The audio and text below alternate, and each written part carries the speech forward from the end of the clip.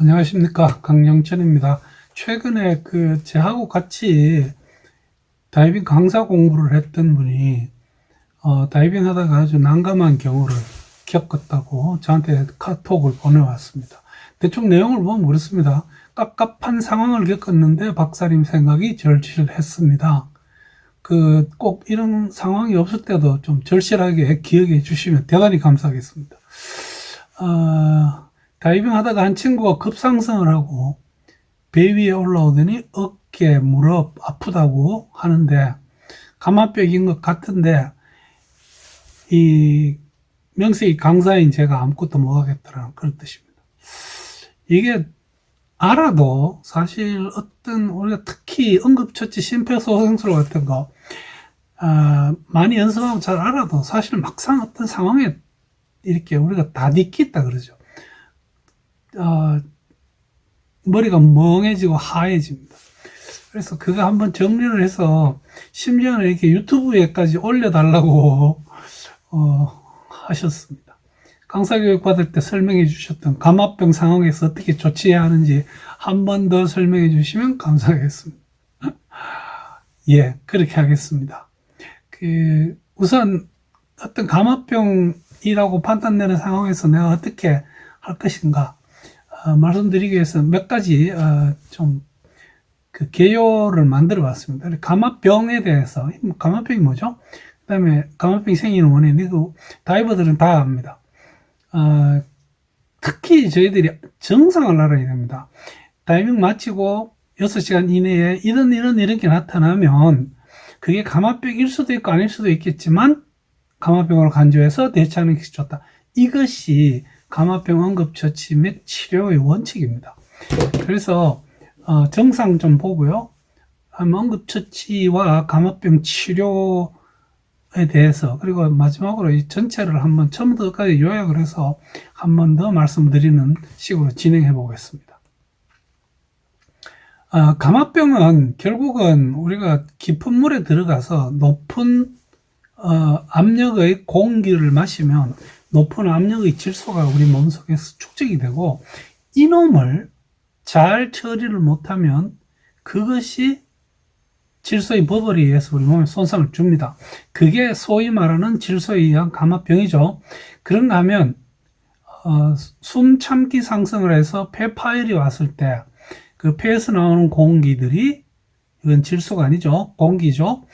이것이 어떤 동맥 혈류내로 들어갈 때 올 수 있습니다. 이것은 질소에 의한 버블이 아주 극도로 심할 때 똑같은 현상을 나타낼 수 있습니다. 그래서 그게 감압병이죠. 우리가 무감압 한계 이런 말 많이 합니다. 다 이 감압병이라고 하는 어떤 원칙을 설명할 때 들어가는 거죠. 원인은 깊은 물에 들어가서 오랫동안 다이빙하고 충분히 감압을 하지 못할 상태로 급상승을 하면 감압병이 생깁니다. 이것은 고공비행을 하는 파일럿이 고공비행을 오랫동안 하다가 급하강을 할 때 감압병 증상을 나타냅니다. 그래서 이 인류에서 감압병을 경험할 수 있는 사람은 할 필요가 없지만 다이버와 파일럿입니다.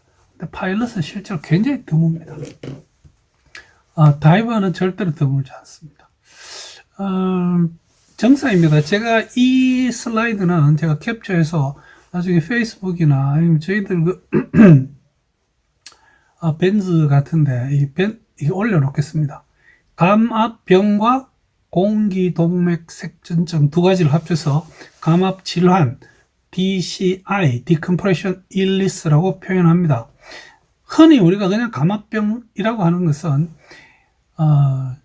질소 버블에 의해서 생기는 거고요. 가장 흔하게 보는 것은 통증입니다. 그런데 다이빙하고 나와서 6시간 이내에 아이고 이게 내가 왜 이렇게 피곤해? 평소에 이렇지 않았는데 내가 체력이 이 정도는 아닌데 이런 식의 생각이 들 만큼 아주 피곤하면 감압병입니다. 감압병이 준해서 처치를 해야 됩니다. 피부 발진이 생깁니다. 심한 사람은 전신에 두드러기처럼 생기는 경우도 있습니다. 이거는 절대로 별거 아니라고 간과해서는 안 됩니다. 가장 흔히 보는 것은 통증입니다. 근육통과 관절통이죠. 그래서 근육통에 통증이 오면 보통 이렇게 표현합니다. 우리하게 아프다. 계속 아픕니다. 그런데 관절에 감압병이 와서 통증이 올 때는 우리가 피 튀는 거하고 같이 옵니다. 이렇게 통증을 호소합니다. 저한테 전화를 하셔가지고 아이고 이렇게 전화하시는 분이 있었습니다. 아주 전형적인 통증이 이렇게 나타납니다.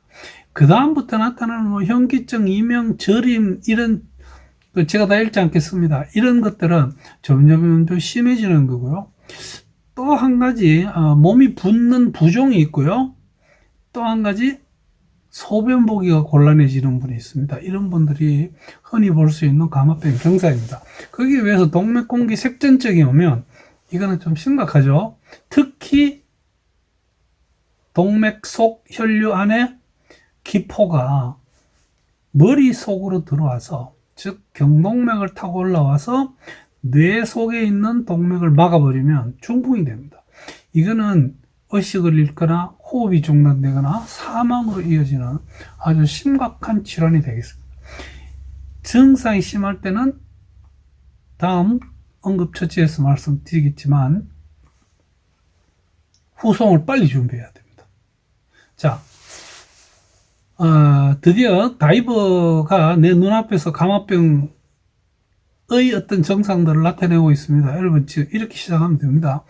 우선 산소를 줘야 되는데 산소를 주기 전에 주변에 담배 피우는 놈이 있으면 때리치게 됩니다.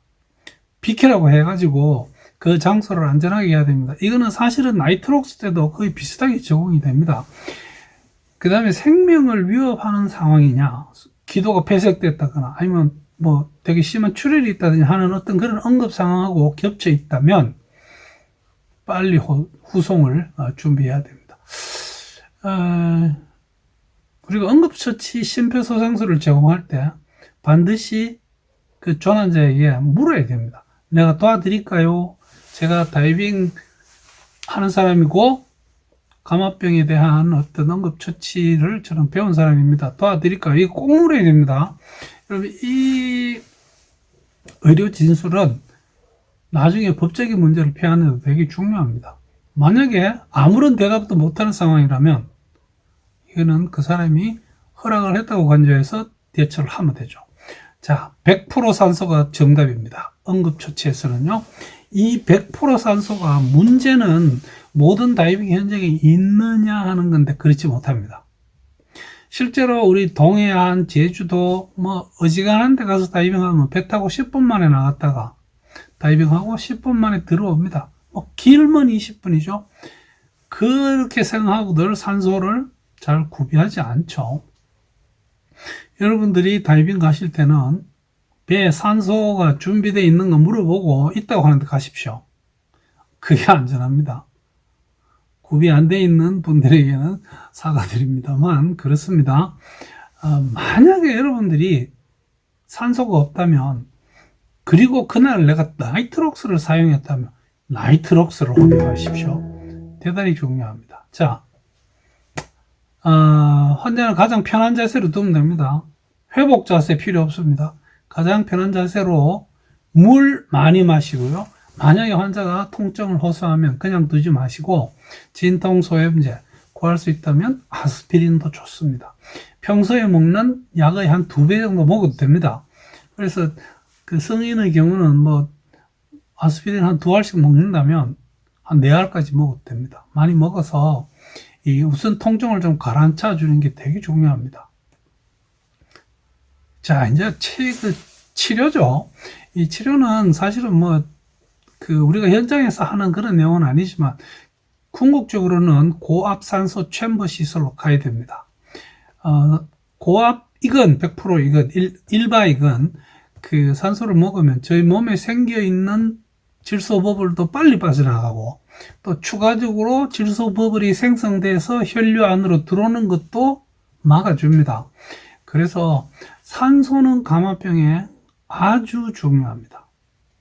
고압에서 만약에 우리가 그 산소를 흡입한다면 내 몸에 가해지는 압력 때문에 내 몸속에 있는 질소 버블의 사이즈도 줄어듭니다. 그래서 이런저런 모든 이유들이 감압병에게 산소, 그 다음에 고압 산소는 아주 중요한 의미를 가지게 됩니다. 감압병 증상을 나타내고 챔버에 가서 치료를 시작하는 시간 혹은 100% 산소를 흡입하기 시작하는 시간, 그 간격은 그 감압병 환자의 회복 정도에, 속도에 굉장히 중요한 요인이 됩니다. 빨리 치료를 시작하는 것이 그만큼 도움이 됩니다.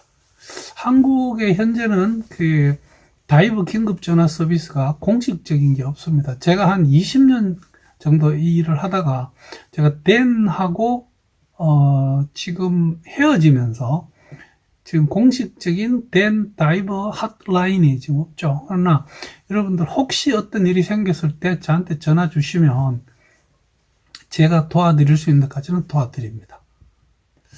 한번 요약을 해볼게요. 다이빙 이후에 6시간 이내에 어떤 다이버가 감압병의 여러 가지 증상 중에 하나를 나타낸다면 감압병으로 간주해서 치료를 하시고요.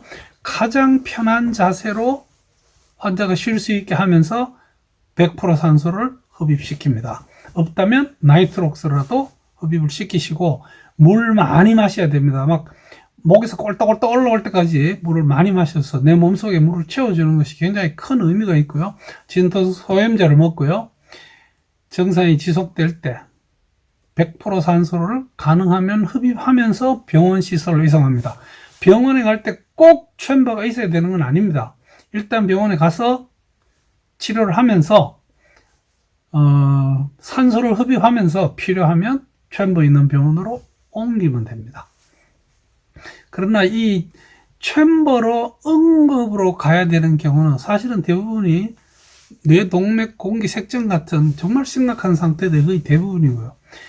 다이빙 갔다 와서 제가 어쩌고 저쩌고 뭐 이렇게 해서 감압병인 것 같네요. 챔버 가십시오. 이러면 그 다음날 가게 됩니다. 이거는 치료의 어떤 속도나 효율이나 회복되는 어떤 그 정도 같은데 큰 의미가 있기 때문에 사실 우리나라의 이 고압산소 챔버를 운영하는 병원에서 다이버들에게 이것을 응급으로 간주해서 치료를 해줄 수 있는 그런 시스템을 갖추는 게 굉장히 중요할 것 같습니다. 챔버 치료를 하실 때는 모든 증상이 사라졌다고 판단되면 그때부터 한 번 더 치료해 달라고 병원에다 빡빡 우겨서 꼭 치료를 더 받고 나오십시오. 그래야지 챔버 치료의 효과가 극대화됩니다. 여러분, 안전하게 다이빙 하십시오. 이 감압병은 참, 저는 지금 이제 12월 말이 지나면 만 40년 다이빙을 합니다. 저는 한 번도 제가 감압병이라고 하는 생각이 들지 않았습니다. 그만큼 내가 컨저버티브하게요. 우리가 수심, 시간, 특히 상승 속도를 잘 지키면 안전한 다이빙이 가능합니다.